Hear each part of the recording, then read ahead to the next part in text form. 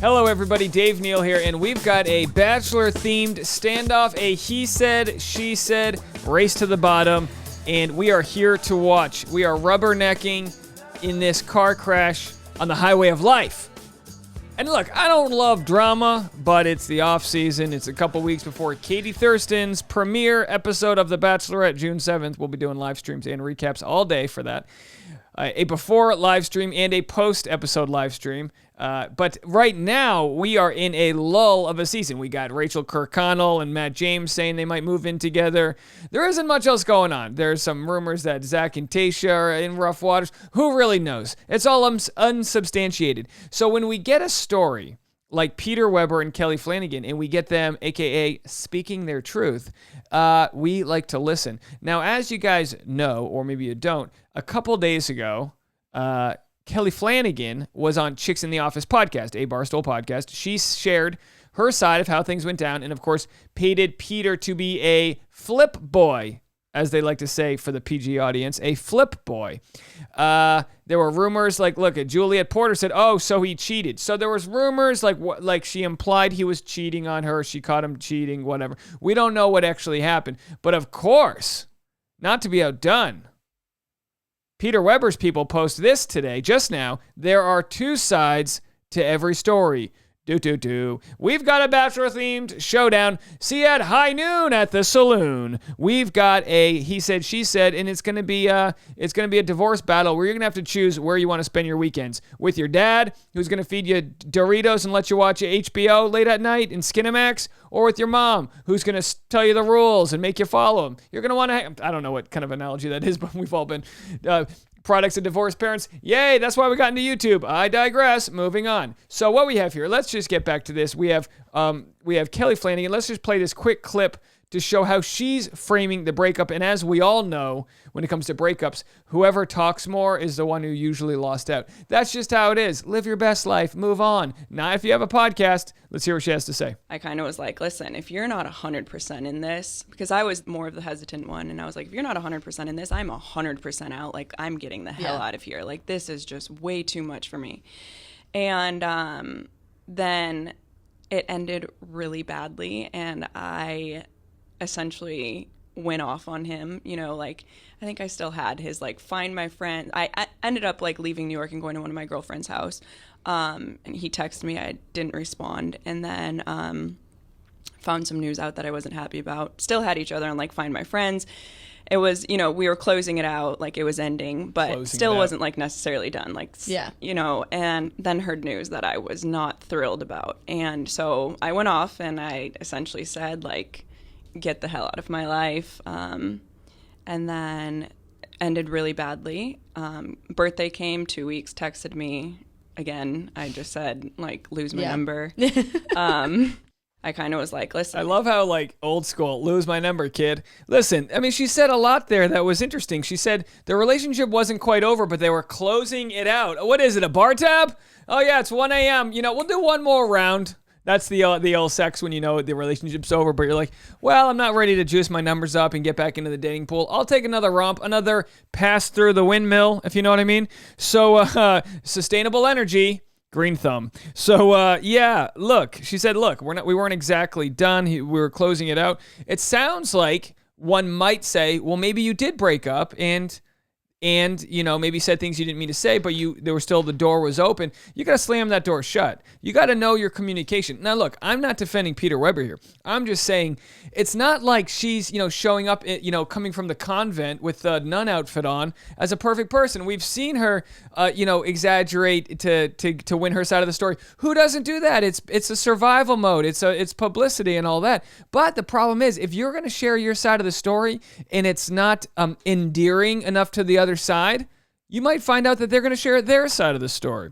So, of course, the truth is always somewhere in between. I look at it as like goalposts. You've got Kelley's side, Peter's side, and you're going to kick the ball somewhere down the middle, and we'll be left to decide which we believe. And I'd love to hear your opinion on this, because I know a lot of people are supportive of Kelley in this, and why not? I mean, Peter's kind of proven he's either picking the wrong people, or I've always said it could be a product of the casting. I mean, it's not like they're Madison. Hannah Ant, like how old are these people? They're barely, their student loans haven't even kicked in yet. Like what are we doing here? You know what I mean? And of course, Kelley, she's got some other things together, but you can be like a successful lawyer working for a family. So again, when you work for your family, I don't know how successful you actually are. You know what I mean? I've got relatives that work for their family and they're barely, you know what I mean? All right. They're listening. So the point is that we need to have some critical thinking here. We need to understand, like, look, I think a lot of people will empathize with Kelley because you've dated guys that like didn't want to define the relationship, or you caught them on Find Your Phone somewhere they weren't supposed to be, or whatever the case may be.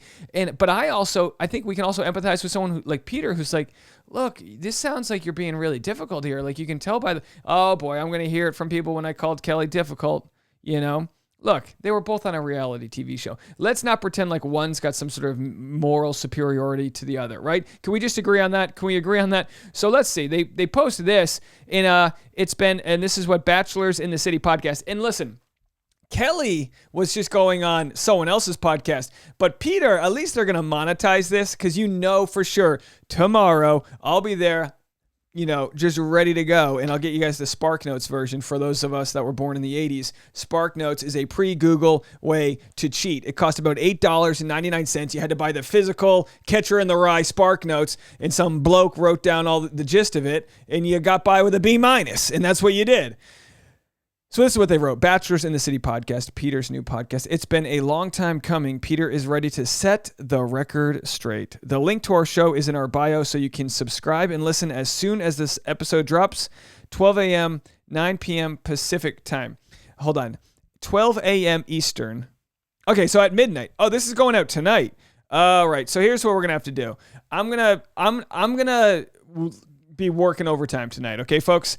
And I think it'll be audio only, but we'll get the time code. We'll get all, we'll make sure we pull all the right quotes for you and everything in the morning. Come back. So hit the subscribe button and you're going to get the Spark Notes if you don't want to sit through an hour or whatever. Here's what's crazy. My mom's not on Instagram. God bless Connie's soul. But can you imagine your mom trying to comment on setting the record straight? Sweet Nums is Peter's mom. No offense to her. I'm not hating on her. My mom doesn't even know what Instagram is. My mom thinks, I do a radio show. She has no idea what's going on. So we got Dale Moss fans chiming in. I mean, it's like this is the worldwide wrestling fans, kind of just everyone's coming, but it's a duo. It's a duel, and we'll have to see who comes out on top. But it will be interesting to hear Peter's side, because as we know from Kelley, she said she wanted to wait till like January 3rd or something to announce their breakup because it would coincide with Matt James' season starting and it would kind of curb a lot of the traffic or whatever. And she says Peter wanted to break up end of 2020, clean slate. And hey, maybe Peter had planned to go out, and do some partying, and he didn't want to have he wanted to be able to take a midnight kiss with somebody and not have it show up in the tabloids and say he was cheating on her. Who knows? But she said the fact that she said they were closing it out makes me wonder that there's a little bit more to the story than whatever sort of assumptions she's made. As we know, in relationships, assumptions are the death of a relationship. I'm sorry you feel that way, honey. What is it? Tell me more about how you feel. Listen, gentlemen, if you're listening out there, all you got to do is keep asking questions when you're in a fight. Oh, when I told you I was going to work late, that made you feel like you weren't appreciated? Oh, honey, I'm so sorry that my working late made you feel that way. Let me show you how I can appreciate. Oh my God. Ladies, right? Communication. It's easy. If you want communication tips, go to my podcast, this app. We'll be talking about that. Also, I wanted to mention this. The most fascinating video you might not have seen is right here. Dean Unglert, he's changing his last name. He's sick of saying Unglert. Dean Unglert was on Jason Tartick's podcast to discuss finances. He discussed how much Bachelor in Paradise paid. It was $600. They offered $400. He countered $800. They settled for $600 a day.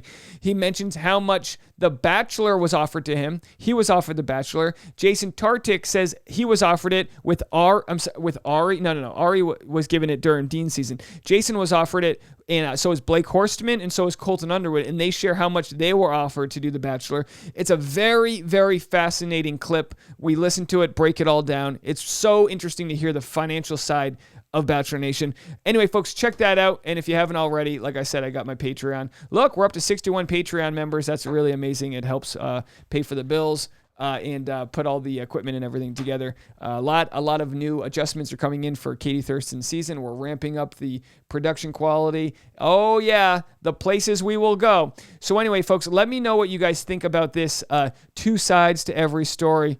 And let me know, if you will be. Let's see if there's anything else I posted on their stories to see if there's anything. I think this is it. This is what's coming tomorrow. Yeah, it's a new podcast.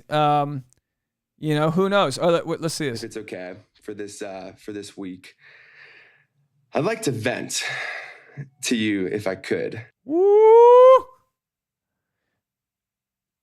Wow. I want to watch that one more time. All right. So if it's okay for this week, I'd like to vent to you if I could. Let me tell you something. We live in a world where if your ex wants to go on a podcast, you better podcast up because you're going to get your chance to talk to. And let me tell you something. It's a duo. We'll see you at high noon tomorrow at the saloon for this duo. I'm sure this won't be the end of it. There is no way Peter Weber is going to share his side of the story and Kelley's not going to respond. Why don't they just both go on the same podcast together? Just get out the boxing gloves, metaphorically speaking, no violence here, and duke it out, metaphorically. I'd love to hear what is going to go down. So subscribe. If you haven't already, set your alerts, and I will be in touch shortly with all of that info. Bye, guys.